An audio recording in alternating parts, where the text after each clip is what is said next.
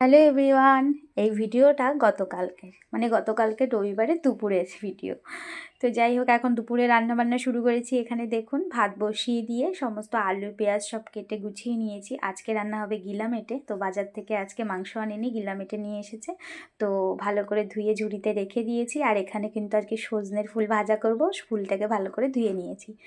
আর তারপরে কিন্তু এখানে ওই গিলামেটে করার জন্য পেঁয়াজ টমেটো আলু সব কেটে নিয়েছি। আর সজনের ফুলেও একটু পেঁয়াজ দেবো, তো সেটাকেও একটা পেঁয়াজ কুচি করে রেখেছি। তো মাছ কাটছিলাম বলে একটু দেরি হয়ে গেছে, এখন প্রায় 1টা বাজতে যায়। রান্নাবান্না এখনও মোটামুটি শুরুই করিনি। তো এখানে মাছগুলো ভালো করে ধুয়ে রেখেছি। দেখুন, আজকে বাজার থেকে 2 রকম মাছ নিয়ে এসেছে। একটা জ্যান্ত কাতলা মাছ নিয়ে এসেছে।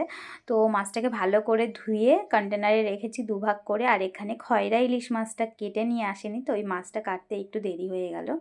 তো যাই হোক, মাছগুলো কেটে ধুয়ে রেখেছি। এবার রান্না করতে করতে সব ফ্রিজে ঢুকিয়ে রাখবো। তো সব তো গোছানোই আছে, এবার চলুন রান্নাটা শুরু করি। তো একদিকে তো ভাত হচ্ছে, তো ভাবলাম আগে ফুল ভাজাটা করে নিই। তো কড়াইতে একটু সর্ষের তেলের মধ্যে শুকনো লঙ্কা ফোড়ন দিয়ে তারপরে পেঁয়াজগুলো দিয়ে একটু ভাজা ভাজা করে নিচ্ছি।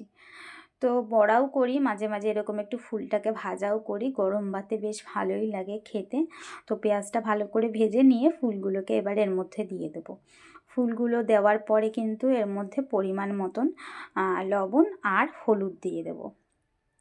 তো লবণ আর হলুদ দেওয়ার পরে কিন্তু ফুলটা আস্তে আস্তে কমে যাবে। বুঝে লবণটা দিতে হবে, যেহেতু ফুলটা ভাজার পরে একদম কমে যাবে, অল্প হয়ে যাবে। তো সেই জন্য লবণ অল্প দিয়েছি আর হলুদ দিয়ে ভালো করে নাড়াচাড়া করে স্টিম কমিয়ে রেখে দিলে ফুলটা শুকিয়ে দেখুন হয়ে গেছে। লাস্টে সামান্য চিনি দিয়ে দিয়েছি। আর এদিকে কিন্তু ভাত হয়ে যাওয়ার পর গিলামেটেটাও বসিয়ে দিয়েছি। তো ওটা এখন কষানো চলছে। একদিকে এটা কষাচ্ছি আর এদিকে কিন্তু ফুলটা ভাজা আমার হয়ে গেছে। ফুলটা নামিয়ে রেখেছি, গিলামেটেটাও আমার হয়ে গেছে। তো রান্নাবান্না দেখুন আমার হয়ে গেছে, প্রায় 2টো বেজে গেছে। আমার ছেলে তো খিদে পেয়ে গেছে। এখানে রয়েছে ভাত, আর এখানে এই ফুলটা ভাজা করেছি সেটা রয়েছে। আর কিছু বাসি তরকারি ছিল, সেগুলো বের করেছি, এখন খাওয়া হবে। একটু ধোকার তরকারি, একটু মোচা রয়েছে। তো এগুলো রয়েছে। তো তাড়াহুড়ো করে রান্নাবান্না কমপ্লিট করলাম। এখানে রয়েছে গিলামেটে।